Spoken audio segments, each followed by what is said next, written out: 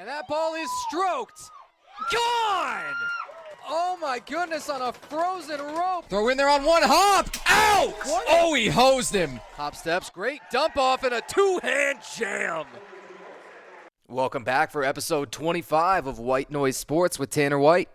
Last week, I put it in the title even. We had our first Fantasy Football Friday. I was hoping that was kind of fun and somebody was able to take away something useful from it. I think I'm going to sprinkle that in kind of intermittently like I've done with the unwritten rules stuff. I will have a bit more of it in the next episode because I had another draft that I really liked in a different league. And of course, I'll have the results from Fantasy Week 1 to cover. Today, we're also going to put to bed the two insane holdouts from the 49ers that finally ended this past week and ponder a third one that is still unresolved. Finally, I had to wait until Friday morning to do this, which I absolutely hate doing, but I'm going to make an exception for the NFL season opener. That was an awesome game with the Chiefs and the Ravens. I'm going to break down everything I saw in that game. First, we start with all the contract chaos. Recall Brandon Aiyuk and Trent Williams from the 49ers. They're an all-pro receiver and left tackle. They'd both been holding out on probably the most loaded roster in the entire league. The weirdest part, the Niners had more than enough salary cap to make a deal, and their Super Bowl hopes should be as high as ever this year. It was another sort of smoke and mirror show by these two guys.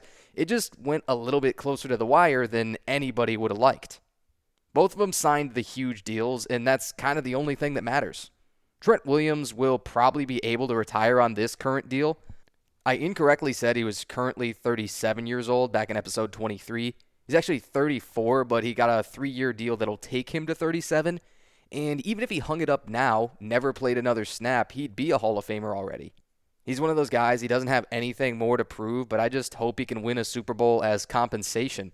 Remember, he had to spend that first decade or so of his career with Washington. The specifics on his deal are 3 years and $82.66 million, oddly specific. I'm kind of mildly shocked that he isn't the highest paid lineman overall. He's still behind the Bucs' Tristan Wirfs and, of course, the Lions' Penei Sewell. I figured that the team was going to just one-up those two guys out of respect for Trent and his whole career. I mean, still, he can dry his tears with money for the rest of his life. The signing bonus is pretty sick at $25.7 million. He's going to make the most money throughout this year out of any lineman. He just doesn't have the highest average annual value, or AAV. Contracts are weird, and the NFL is weirder, honestly. The number one weirdest thing that San Francisco did was pretend like Hall of Fame tackles are just wandering around on the streets in August. This entire offense would have so much less punch, and they would give up a lot more negative plays if Trent weren't out there. He will be good to go for the season opener. They've got the Jets on Monday night, and that's all that really matters. Now to Brandon Aiyuk, the receiver. He was a first-time, second-team All-Pro last year. See if you can figure that one out. Really, though, Aiyuk has gotten better every year in every way since he's been in the league. That said, you can never know if that trend is going to continue after these guys have gotten all the money. He's part of that historically insane 2020 draft and receiver class specifically. You had other guys like Justin Jefferson with the Vikings, CeeDee Lamb with the Cowboys, Michael Pittman with the Colts, T. Higgins even with the Bengals. Those guys are all headliners. The deal that Aiyuk ended up taking was 4 years and $120 million. It's not quite a record, but it would have been 2 years ago. That's what's just insane, how quickly these markets change. Still, Aiyuk's going to be tied for 5th in the average annual value with the Dolphins' Tyreek Hill. And if you ask me, he's definitely not a top 5 receiver, so I really think he made out well there. Remember, Tyreek was an MVP candidate for almost all of last season, and he's making the same amount of money as Aiyuk is now. The guy had a really funny quote, I thought, after ending that holdout. He showed up to a press conference and acknowledged that he had made the contract talks, quote, a lot more difficult on the team than they needed to be. What, do you mean with all of the complaining about the team not really wanting him and feeding into all those trade rumors on his own? You could say that. Now, to Aiyuk's credit, he had this big smile on his face in that press conference, and he was just trying to keep it light, I think, because he is back in the building and practicing. One thing I never hear anybody talk about while guys like this, big stars, are away from practice, the team has to change that whole depth chart, right? They have to fill in. You probably get somebody's hopes up who isn't a typical starter, and then you pull the rug, really, as soon as the other guy comes back, and you kind of have to ask people to take you back with arms wide open in some of those contract dispute situations, which I imagine is kind of weird. I'm not certain if players actually think like that, but I do. So the Niners signed both these guys. Their wallets are all fat and happy. Now for that one bizarre case that I mentioned isn't resolved, and it's eerily similar to another one from recent league history. Hassan Reddick is an ultra-talented pass rusher, but he keeps getting bounced around the league. He's already played for 3 teams, and he's sort of going on his 4th team going into year 8 if he ever decides to play for them. If you guys haven't heard about this offseason, Reddick got traded from the Eagles to the Jets. He's still never reported to the Jets, and like everyone else that's held out, he'll be getting fined really heavily like every day from this point on. He still has the slightest outside chance of showing up and maybe not losing out on too many game checks, but I can't really see him going out there cold and end up performing. Things we know about Hassan Reddick as a player. It took him a couple of years to get going in the league. He had 7.5 sacks in his first 3 years, but the last 4, he's had double digits. That gives him the 4th most sacks in the league since 2020. He was 4th in the Defensive Player of the Year voting in 2022, and he made the Pro Bowl that year and last. He's a pass rush specialist. That's not a secret, but he's really, really good at it. He has this knack for causing fumbles, like most of the really good pass rushers tend to do. He's not so good in coverage, by any means, and he doesn't get asked to cover anybody, really, for that same reason. He doesn't play a ton on special teams. Guess what? Neither do the big majority of all starters, except for a couple of positions. He should be joining a Jets defense that was awesome last year, and they really should only be better. All of their top players are, for the most part, just hitting their prime. Sauce Gardner out at corner might be the top coverage guy in the whole league. They got Pro Bowlers at every level, and all they wanted was one awesome edge rusher. You know who this sounds eerily like? Chandler Jones last year with the Raiders. If you're not quite certain what that was all about, brace yourself. Both guys have had their mental health thrown into question a little bit. Chandler Jones was traded from the Cardinals to the Raiders in 2022, and ever since then, he's been pulling some antics, if you will, and he's amassed quite a rap sheet, unfortunately. The Raiders released him in September of last year after one of his numerous arrests. I can't even probably talk about some of the things he's accused of without this episode getting flagged. I'm serious, but go ahead and Google it, and you'll find a ton on that side. Chandler Jones has now been a free agent for just under a year, and it looks like his career is probably over at 34. He was an even better player than Hassan Reddick is. He had 112 sacks. I would have never believed this before researching it, but he has more sacks than Aaron Donald and Khalil Mack, who are both undeniably future Hall of Famers. I really think it all comes down to mental health for both of those guys. And if that's the case, I will definitely sympathize, but I don't think we'll find out about Reddick for a while, and I don't really anticipate him playing at all this year. Now back to the theme of all of these holdouts. If you have incredible football talent, I want to watch you play football, right? Yes, though, you do have to make some choices and put yourself first. Yes, we pay athletes too much compared to firefighters and doctors and nurses and teachers. Yes, there are some diva situations and guys that just like to feed into the drama.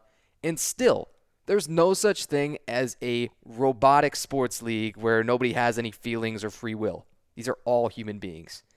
They have lives that you see very little of because everybody just wants to talk about their physical ability and what they're doing out on the field. Just because the value of the contracts goes up every single year, the number of these holdouts is going to go exponentially up along with it, I would guess. Now, finally, did you watch that season opener from Thursday night? They went with the AFC Championship Game rematch, Chiefs and Ravens, and that's nothing new. The league often tries to have a really awesome game scheduled for that opener. Now, what the game told us. There's a ton to go through here, right? The dynamic kickoff is just not going to have the impact that the league thought it would. Clearly, no one is that concerned about kicking it through the end zone and letting those opponents' offenses start at the 30. I can't imagine it being a much better scoring chance than the touchbacks coming to the 25. When there was a return, which there was only a handful, They would typically get a similar field position anyway, but you can't return a touchback for a touchdown, if you will. We also saw a ton of penalties and a crackdown on some specific things, which I actually really liked. Illegal formation was the biggest one. The Ravens' tackles were lined up way too deep, and it took a really long time to adjust. They got called for 3 of those on that first drive alone. I like enforcing penalties that have always been on the books, actually. Just make everybody play to the letter of the law. Now, what else did we learn? If you've watched more than a handful of football games, ever, I think you know that committing turnovers and penalties are not a good idea. That's some of the most simple analysis I'll ever give. In terms of the film room stuff, though, the Chiefs' defensive tackle, Chris Jones, really might be the best defensive player in the league at any position. He gets double-teamed, and he just still makes it look like he came in unblocked. That doesn't make any sense. The Ravens were rotating guys along their line throughout the game, and that's just never a great scenario, but it was really a lot worse in a game like this to try. Mahomes threw a really ugly interception, too, after the 2-minute warning in the first half, but that catch from Ravens linebacker Roquan Smith, that was nasty. That's going to be on highlight reels for a long time.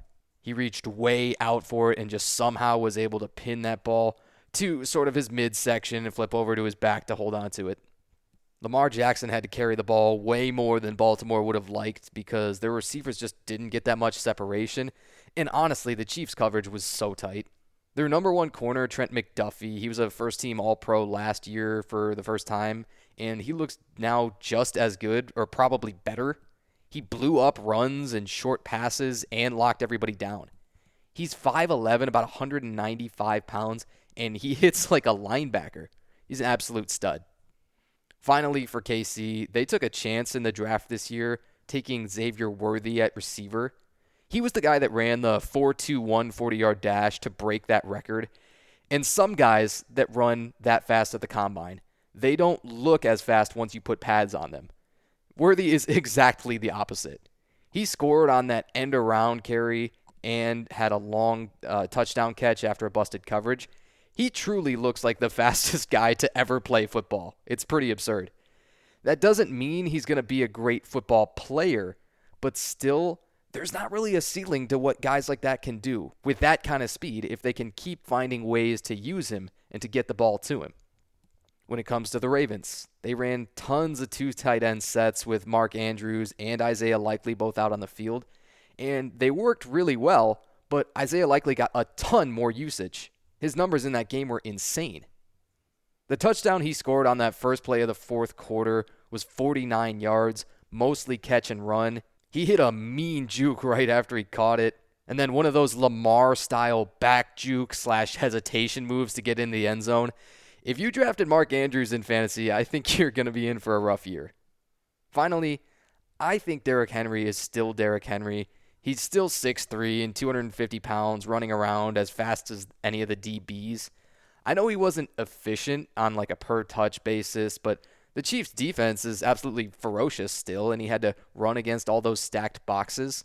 That's what happens when the offense has all those tight ends and fullbacks on the field all the time, and they weren't really throwing the ball all that well. No one should really expect him to be any different or worse compared to the rest of his career. He came over from the Titans this year, and it's a pretty similar scheme in Baltimore in a lot of ways, except for, of course, the QB run game with Lamar. Derrick Henry's going to be fine, and he's going to have plenty more room to run in other games. What does this game mean for the outlook of both teams? I think that both of them are going to regress this year, but the Chiefs more so. I've tried to speak that into existence for years, and yet they still have a quarterback that has not gotten the memo. The preseason talk with the Chiefs is always, they don't have enough offensive weapons outside of Travis Kelce. That's the only guy that's reliable. And that always ends up being wrong. I would be terrified of them, honestly, if they got to the Super Bowl again, because I think if they get there that they would three-peat. The way that Mahomes and Andy Reid just crank up their game in the playoffs, it's better than anyone, maybe besides Belichick and Tom Brady, that we've ever seen. There's no more Tom Brady to contend with now in the Super Bowl, so I think the Chiefs, if they get there, are going to have a good chance. One last quick hit, or not hit, if you will. The Cubs threw a combined no-hitter on Wednesday against the Pirates. I didn't get to watch the game live, but I saw the highlights first and then a replay later. The Cubs had their rookie phenom from Japan, Shota Imanaga, for the first 7 innings. Now, to call him a rookie at 31 is a technicality, but that's how a lot of the best players from Japan and Korea are, right? They dominate everybody for years playing professionally there, and then when they come overseas and they show up to the major leagues, they're already in their prime. When I made my first round of postseason award predictions for the MLB, I called Imanaga one of the best choices to win the NL Rookie of the Year. Then Paul Skeens got called up with the Pirates, and Jackson Merrill became an animal with the Padres. So Imanaga probably doesn't really have a chance, but honestly, he's great in his own right. In that start, Imanaga went 7 innings, and he struck out 7 with 2 walks. He was on 95 pitches when he came out. I think if I were a manager, I might have had him go out for the 8th inning, but then again, there's no way that he could have gotten to the 9th. The bullpen was essentially perfect after that, and the offense had 12 runs on 17 hits. That kind of blowout is just the perfect scenario that makes a no-hitter. Of course, you knew I'd give you a couple of fun historical notes on it.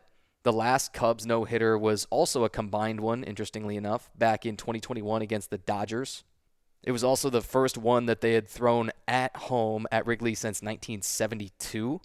Plus, it was the first combined no-hitter in the league since the Tigers did it last July. The fact that a combined no-hitters only happened 21 times in history out of well over 300 total no-hitters, it's kind of cool too. It just means that we're playing in a different era, right? 13 out of the 21 total combined no-hitters have come since the year 2000. Pitch counts for starters are lower, relievers are more specialized, everybody's throwing harder, among other things, so you can just count on a lot more combined no-hitters where those came from. And that wraps up episode 25 of White Noise Sports with Tanner White. I'm still doing my best to schedule that college football episode. I am happy that we're not into conference play yet, but there have been some sick upsets, a lot of swings in the Heisman odds, other great storylines to latch onto. Life has just been doing the thing. I had my iMac desktop decide to die on me, and that complicated some things and sent me back on schoolwork a little bit. It also prevented me from making a new intro, which I really wanted to put out. I just don't have a good enough way to even make video highlights to rip audio from. I'll survive, but that's pretty frustrating. Things I'm thinking about if we can't get to college football next week. For the MLB, there's Aaron Judge of the Yankees and Shohei Ohtani with the Dodgers.